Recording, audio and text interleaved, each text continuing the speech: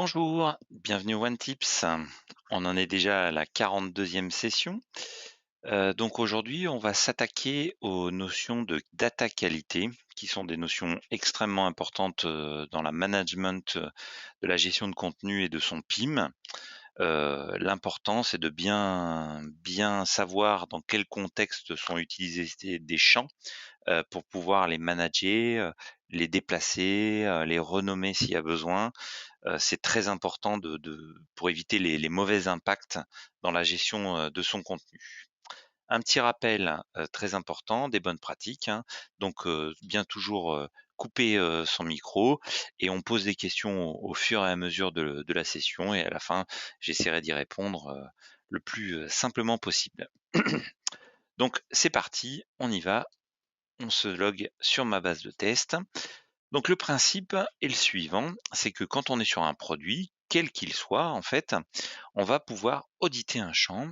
Donc là par exemple ce champ-là PMR. Et quand on arrive sur cette interface-là, alors bien évidemment il faut avoir les droits de modification, il faut être administrateur de sa base. Et si c'est pas le cas, demander l'autorisation ou demander à votre administrateur de faire l'audit que vous attendez. Donc si je suis sur le champ, le paramétrage d'un champ, j'ai un onglet qui va s'appeler utilisation. Et cet onglet utilisation va me permettre de savoir dans quel contexte est utilisé ce champ dans des modèles d'export ou des modèles d'import. Mais ça peut être également obligatoire dans une édition. Ça peut être un champ de type lookup, un champ héritant, des champs liés, des clauses conditionnelles, des règles conditionnelles dans un VIDA, des associations, des champs de type def de champ. Est-ce qu'il est utilisé dans le contexte d'une alerte mail en tant que déclencheur, en tant que clause restrictive, en tant que définition de balise, en tant qu'expéditeur, en tant que définition du destinataire? Ce qui est très important parce que si finalement je modifie les caractéristiques de mon champ et que ça ne correspond plus avec la notion de déclencheur d'une alerte, mes alertes ne fonctionneront plus. Donc c'est important de savoir où est-ce que sont utilisés les éléments. Donc ce que je vais avoir également dans cet écran, c'est qu'effectivement il est utilisé dans ce modèle-là, mais je peux aussi accéder au modèle si on m'y a autorisé, pour visualiser que c'est Laurent qui a besoin de ce modèle-là dans son contexte de mise en page automatique du catalogue. Donc je vais pouvoir l'alerter parce que des fois c'est une absolue nécessité de modifier, ou alors carrément le modifier moi-même pour modifier mon mon modèle d'export ou mon modèle d'import. Donc voilà, tout ça, c'est vraiment important de visualiser, en fait, le contexte dans lequel est utilisé mon champ. Donc ce contexte d'utilisation, il me montre aussi que là, en l'occurrence, le modèle d'import, il est utilisé, mais ça doit être un modèle d'import privé. Donc vraiment, je ne sais absolument pas qui l'a utilisé et comment il est utilisé. Donc là, la bonne solution, c'est de contacter le support et de leur demander de prévenir l'utilisateur qui utilise cet élément-là. Sinon, il risque d'avoir des mauvaises surprises si je modifie le paramétrage de mon champ. Donc ça, c'est pour l'utilisation de ce champ-là. Il y a un autre type d'information qui peut être vraiment intéressant, c'est de savoir sur ce champ-là, comment il est utilisé et quelles sont les valeurs, quels sont les types de valeurs qui sont utilisés dans ce champ-là. Donc si je clique sur stade de valeur, ça va me faire un audit sur les valeurs qui sont utilisées dans ce champ-là. Donc là, on va voir PMR et senior. Donc une fois ce champ est utilisé avec la valeur PMR et deux produits utilisent la valeur senior. Donc si sur une base j'ai 1000 produits et que j'en ai 300 qui sont PMR et 600 qui sont seniors, ça va me permettre d'avoir des statistiques à donner à des utilisateurs pour dire voilà, ce champ est utilisé de cette manière-là. Et ce champ-là reste un champ de type texte simple, ce qui veut dire que finalement, bah, dans cet élément-là, on pourrait taper PMR ou taper personne à mobilité réduite. Bah, ce serait la même type de valeur parce que PMR, ça veut dire personne à mobilité réduite, mais je pourrais pas le concaténer. Donc si je veux restreindre l'utilisation de ce champ dans une liste de valeurs, et ben en fait, j'ai des fonctions dans OneBase grâce à StatValeur qui vont me permettre de transformer ces éléments-là en une liste de valeurs. Donc là, je vais créer une liste de valeurs en fonction du contenu de mon champ. Donc là, ça m'a créé une liste de valeurs directement. Mais attention, cette notion de création de liste de valeurs, ça ne m'a pas encore transformé le paramétrage de mon champ, ça reste toujours un champ de type texte avec de la saisie, libre.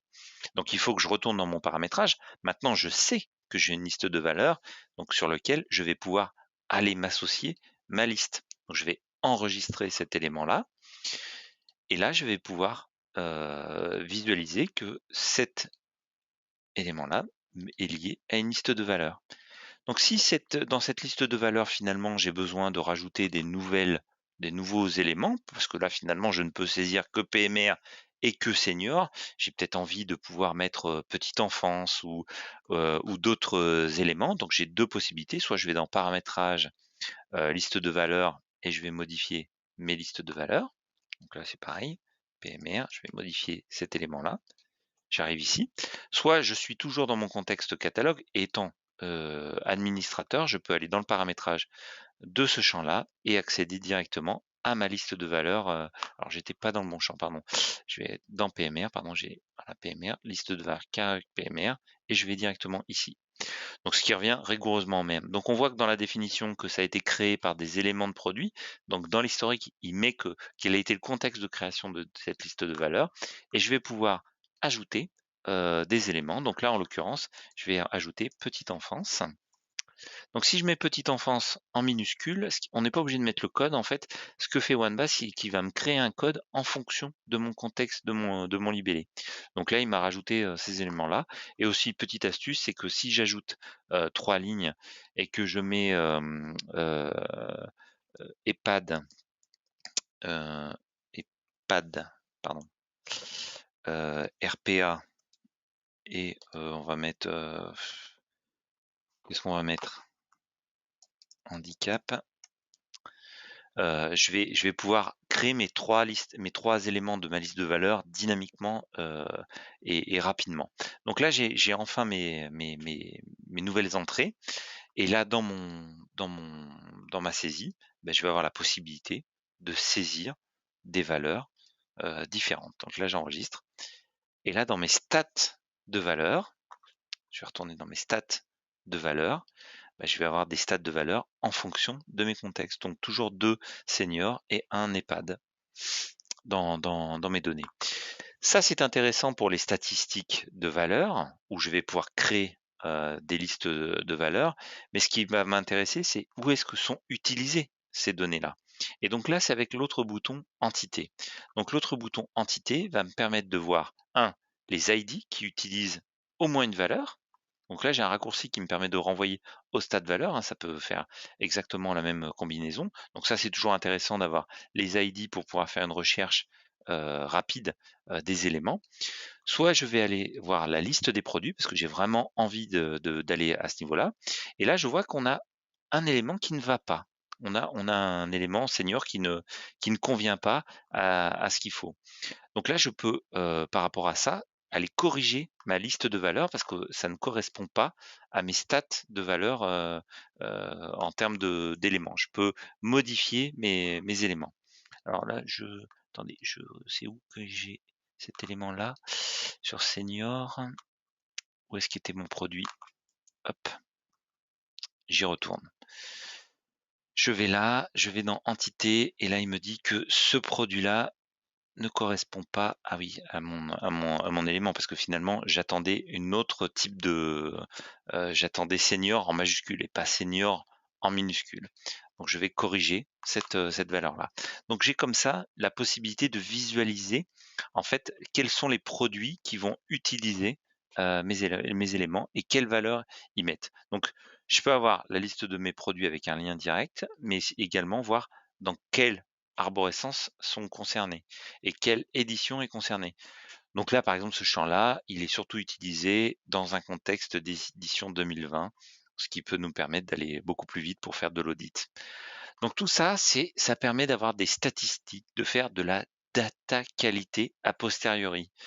Donc on pourrait imaginer des données brutes qui sont issues d'un fichier d'export d'un ERP. Je les importe dans OneBase et ensuite je vais créer des listes de valeurs directement dans OneBase plutôt que de devoir nettoyer mes données en amont pour pouvoir intégrer mes données, mes listes de valeurs. Voilà, je peux le faire a posteriori et ça, c'est vraiment important. Donc surtout quand, il y a une modification de paramétrage, bien vérifier comment est utilisé ce champ dans OneBase parce que ça peut avoir des impacts quand je modifie, des codes de champs ou je déplace des champs ou je supprime des champs. Donc bien veiller à cette notion-là, voilà. On arrive à la fin de notre, One Tips. En tout cas, je remercie, tous les participants. Vous pouvez, bien sûr solliciter, le support comme à l'accoutumée en demandant à Adrien, de l'aide et on est ravis, que vous puissiez déposer des avis, sur nos outils et puis on se retrouve le 7 décembre pour le 43e, One Tips, heu